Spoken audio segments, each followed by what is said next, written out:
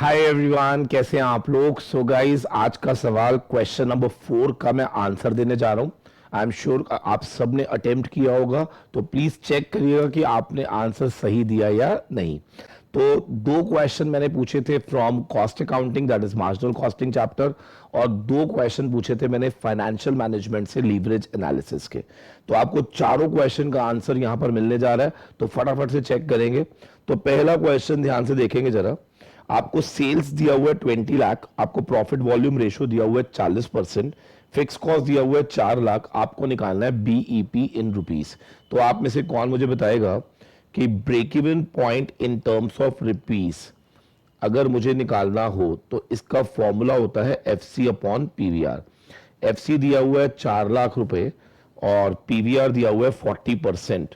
तो इसको अगर हम सॉल्व करें तो हमारा ब्रेक इवन पॉइंट आ जाता है 10 लाख रुपए। तो इसका मतलब पहला जो आंसर है उसमें आपका जो ब्रेक इवन सेल है वो कितने पे आएगा, 10 लाख पे। चलो वेरी गुड।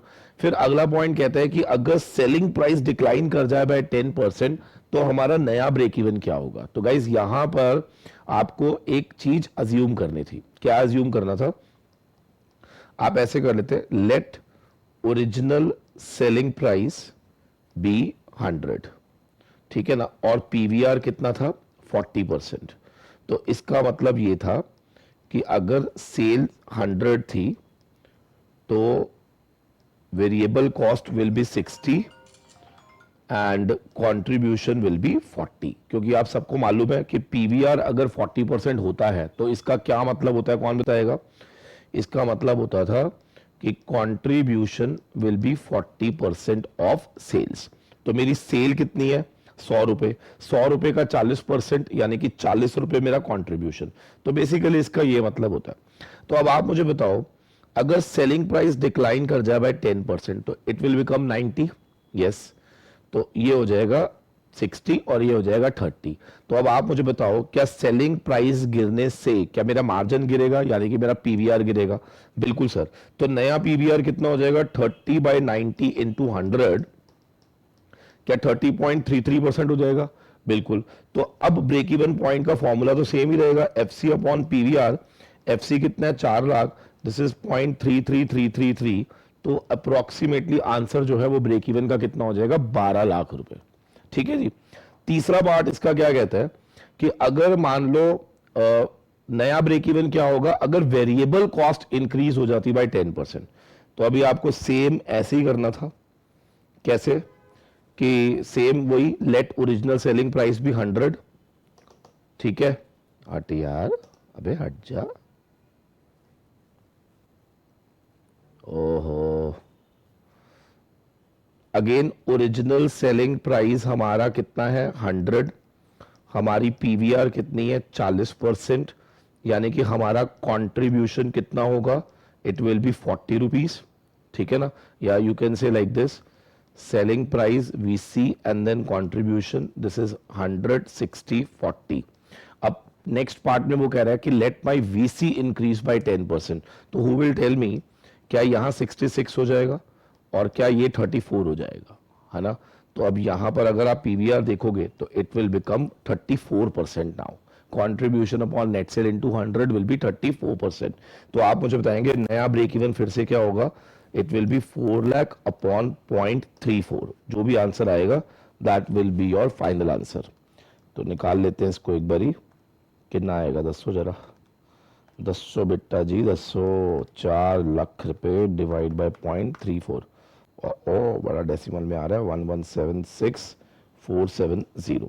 ठीक है जी। चलो, तो ये हमारा पहले क्वेश्चन के 3 पार्ट है। अच्छा, एक क्वेश्चन को ना अटेम्प्ट करने के मल्टीपल वेज हो सकते हैं। अगर आपका आंसर सेम आ रहा है बट आपने किसी और तरीके से अटेम्प्ट किया है तो मुझे कोई प्रॉब्लम नहीं है, ठीक है जी। यस, अब आ जाते हैं नेक्स्ट क्वेश्चन पे। एमओएस दिया हुआ है 20%, पीवीआर दिया हुआ है 40% और एक्चुअल सेल दिया हुआ है 20 लाख। तो पहले मैं आपको याद कराता हूं कि एमओएस अगर 20% है तो 20% किसका होता है बेटा, सेल्स का।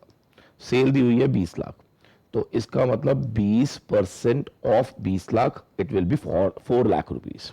ठीक है सर। तो मेरा एमओएस कितना दिया हुआ है, 4 लाख। आपको याद है एमओएस का एक ऑल्टरनेटिव फॉर्मूला होता था, याद करो क्या था, profit upon PVR, profit upon PVR.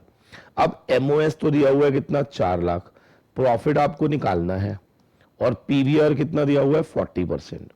Oh my God, कई बच्चे कहते हैं सर फॉर्मूले नहीं याद। अरे भैया फॉर्मूले तो याद करने पड़ेंगे ना बेटा जी, और मेरे मार्जिनल कॉस्टिंग में सारे डेरिवेशन दिए हुए हैं, है ना। तो आप मेरी रिवीजन क्लासेस देखो, आपको मजा आएगा। तो profit is equal to 1,60,000। Marginal costing तो मैंने कराया रिवीजन में। चलो जी, तो my answer is profit is equal to 1,60,000 rupees. ठीक है जी, तो लीजिए ये हमारे कॉस्ट अकाउंटिंग के दोनों क्वेश्चन डन। अब ऐसे ही मैंने 2 क्वेश्चन दिए थे लीवरेज एनालिसिस के, तो एक बार जरा लीवरेज के भी दोनों क्वेश्चन देख लेते हैं। ओएल दिया था, एफएल दिया था, इंटरेस्ट दिया था, फाइन कंट्रीब्यूशन। भाई एक बात बताओ, ओएल कितना था, चेक करो, 4:1। एफएल कितना था, 2:1। अच्छा कौन बताएगा, एफएल अगर 2:1 है, इसका क्या मतलब है सर, इसका मतलब है EBIT upon EBIT minus interest is 2/1, यही मतलब है। ठीक है, क्वेश्चन में इंटरेस्ट कितना गिवन है, 10,000, तो आप ईबीआईटी को ले लो x, तो x upon x minus 10,000 is equal to 2, x is equal to 2x minus 20,000। इसको इधर लेके आओ, तो फाइनली x विल बी 20,000, यानी कि मेरा ईबीआईटी कितना होगा, 20,000। बट इन्होंने तो पूछा क्या है, कॉन्ट्रीब्यूशन। क्या करे क्या करे सर, ओएल का इस्तेमाल करो। ओएल की वैल्यू है 4:1, यस, और ओएल का फॉर्मूला क्या है, contribution upon EBIT is 4:1, yes.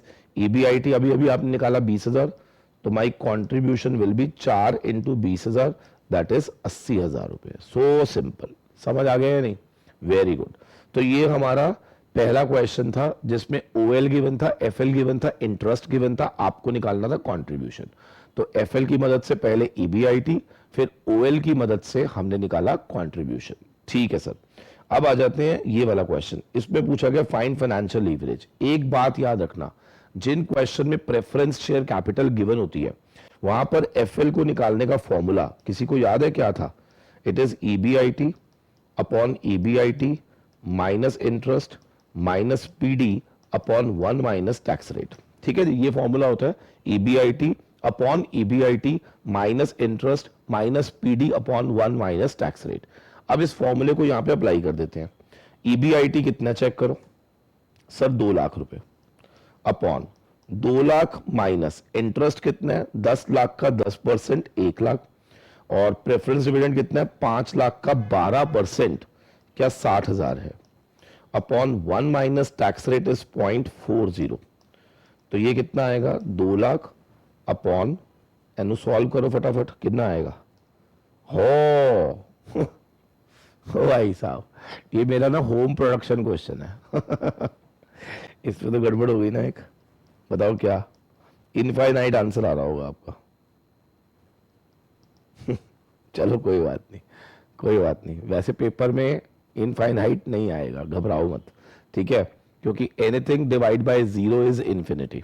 चलो एनीवेज, बस आपको फॉर्मूला बेसिकली याद करवाने के लिए क्वेश्चन दिया था, आई एम रियली सॉरी, ठीक है। लेकिन पेपर में जब ये क्वेश्चन आएगा तो इन्फिनिटी नहीं जाएगा, चिंता मत करो, आपको कोई ना कोई वैल्यू देखने को मिलेगी। ओके बॉस, चलो आई होप आप लोगों को आज रिवीजन में बहुत मजा आया होगा। 3 चैप्टर मैंने कराए, ठीक है, and I want you all people to please make sure कि अगर आपने वो वीडियो देख लिया तो बहुत अच्छी बात है, नहीं देखी तो देख लेना यार, है ना।